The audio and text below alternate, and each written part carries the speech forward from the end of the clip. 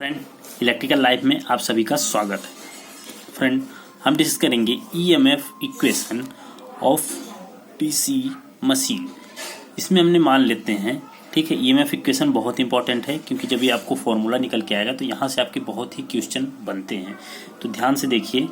तो इसमें हमने क्या कर लिया है, मान लिया है कि जो फाई है वो फ्लक्स पर पोल है, यानी फ्लक्स पर पोल आपका मतलब फाई है, और जेड जो है टोटल नंबर ऑफ कंडक्टर उस मशीन के हैं, उस मशीन में जो total number of conductor use किए गए हैं, और पी यानी उस मशीन में कितने पोल्स यानी नंबर ऑफ पोल्स हैं, और ए जो है इसको बोलते हैं पैरेलल पाथ, यानी उस मशीन में जो आर्मेचर वाइंडिंग है। तो आर्मेचर वाइंडिंग जरूरी नहीं है कि वह सीरीज में है कि पैरेलल में है, तो उसके हम बोल देते हैं उसको उसके वाइंडिंग के अकॉर्डिंग कि पैरेलल पाथ कितने होंगे। अगर लैप वाइंडिंग है तो क्या होगा और वेव वाइंडिंग है तो क्या होगा। तो ध्यान से समझिए। तो ये जो होगा वो क्या होगा, पैरेलल पाथ होगा, और एन जो होगा वो क्या होगा, रिवॉल्यूशन पर मिनट में हम इसको काउंट करेंगे, यानी आरपीएम में।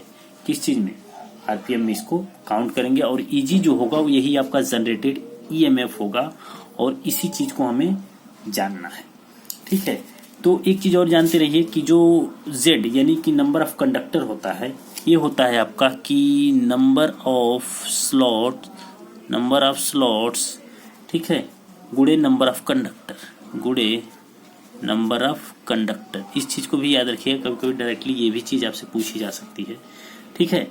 तो नंबर ऑफ कंडक्टर को हम लिख सकते हैं नंबर ऑफ स्लॉट गुणे नंबर ऑफ कंडक्टर पर स्लॉट, नंबर ऑफ कंडक्टर पर स्लॉट, ऐसे कर सकते हैं, ठीक है। चलिए, तो जनरेटेड ईएमएफ आपको निकालना है। तो आपको इतना पता है कि कंडक्टर में मान लीजिए कि फ्लक्स फाई है और इस पोल से निकल रहा है, तो टोटल फ्लक्स आपका जो होगा जो कंडक्टर से जाके लिंक करेगा, ठीक है। जैसे आप मान लीजिए ये पी पोल की मशीन है और यहाँ से फ्लक्स फाई निकल रहा है, तो यह टोटल फ्लक्स कितना हो जाएगा, ये टोटल का टोटल फ्लक्स हो जाएगा पी फाई, क्योंकि ये पी फाई यानी कि नंबर ऑफ पोल्स एंड मतलब कि जो फ्लक्स है ये मल्टीप्लाई होके जाके आर्मेचर कंडक्टर से क्या करेगा, लिंक करेगा। या फिर आप कह सकते हो कि फ्लक्स कट पर कंडक्टर, फ्लक्स कट पर कंडक्टर इन वन रिवॉल्यूशन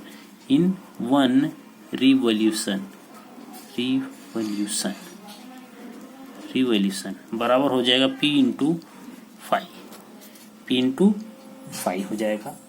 अब देखिए, अब मान लीजिए कि पैरेलल पाथ आपके कितने हैं, मान लीजिए कि अब कंडक्टर कितना है, मान लीजिए कि जेड कंडक्टर, मान लीजिए आपने कंडक्टर क्या माना है, जेड कंडक्टर।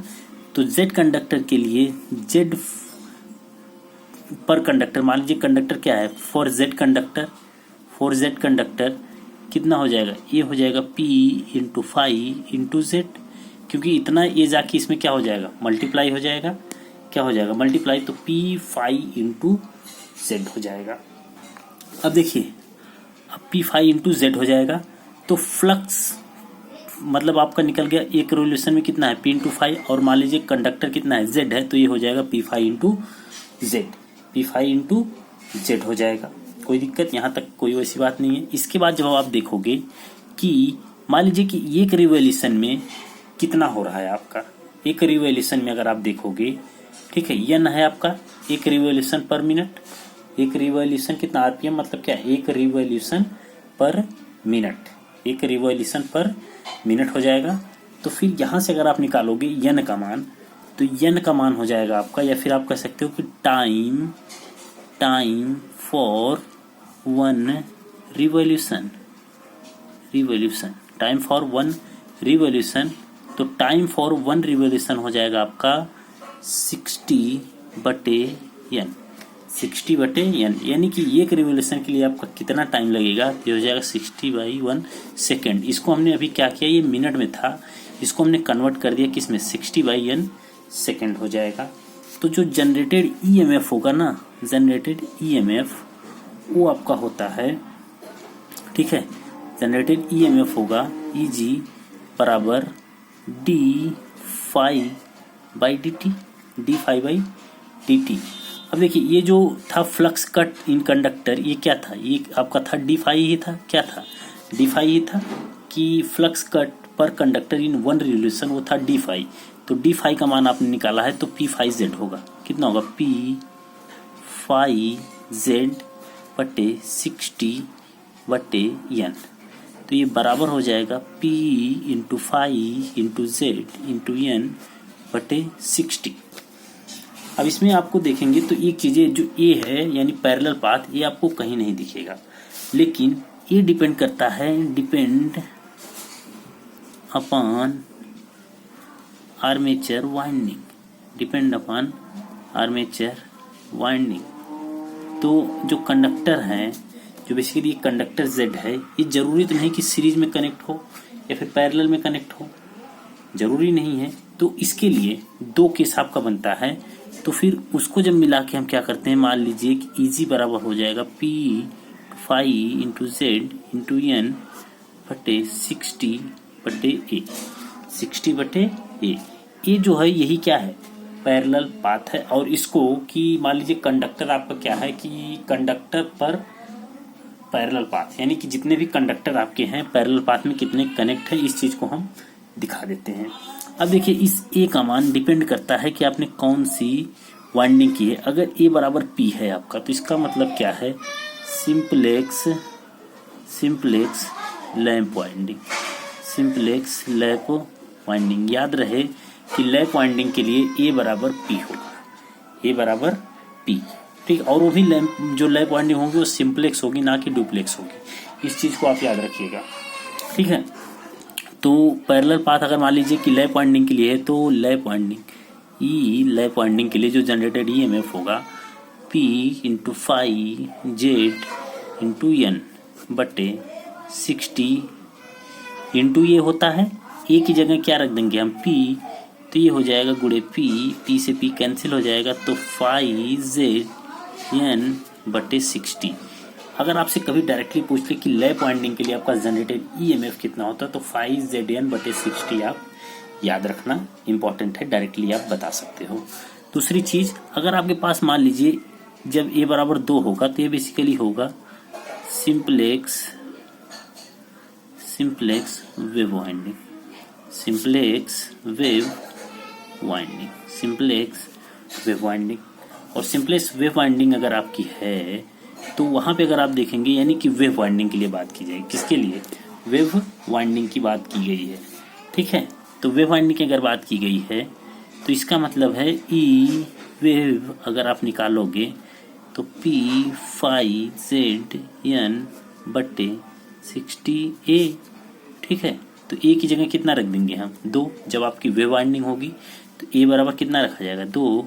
तो P into 5 into Z into n बटे 60 गुणे 2, तो बराबर हो जाएगा P 5 into Z into n बटे 120।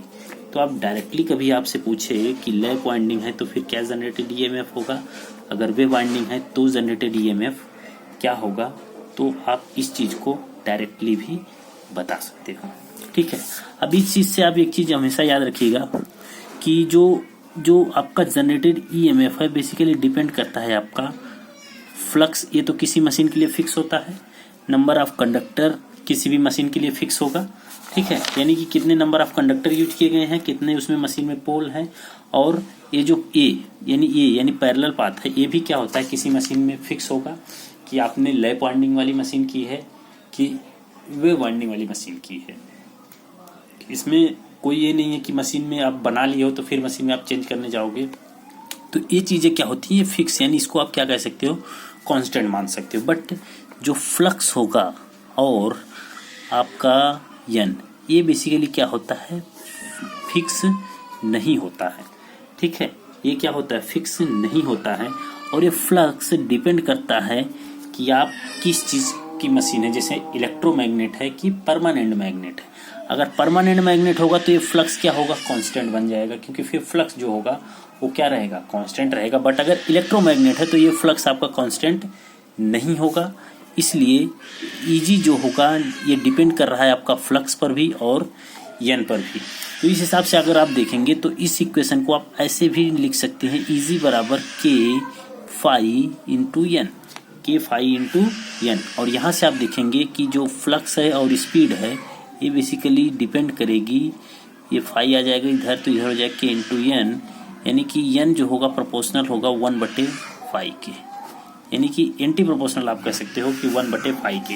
यानी इन दोनों क्वांटिटी में अगर फ्लक्स आप इंक्रीज करोगे तो जो स्पीड होगी किसी भी मशीन की वो क्या होगी, डिक्रीज होगी। तो हर मशीन का फिनोमिना अलग रहेगा, लेकिन आप इतना जानते रहो कि जो यूनिवर्सल चीज़ है उस चीज़ को आप याद रखो कि अगर आप फ्लक्स इंक्रीज कर रहे हो तो इसका मतलब है कि स्पीड में क्या होगा, डिक्रीमेंट होगा।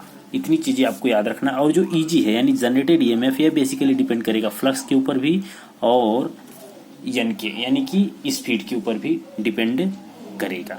तो याद रखिए इतनी चीज़ें इंपॉर्टेंट है, किसी भी पॉइंट के हिसाब से आप समझ सकते हो इस चीज़ को, ठीक है। तो आज की वीडियो में इतना ही। इसके बाद हम डिस्कस करेंगे type of DC generator. Okay, thank you.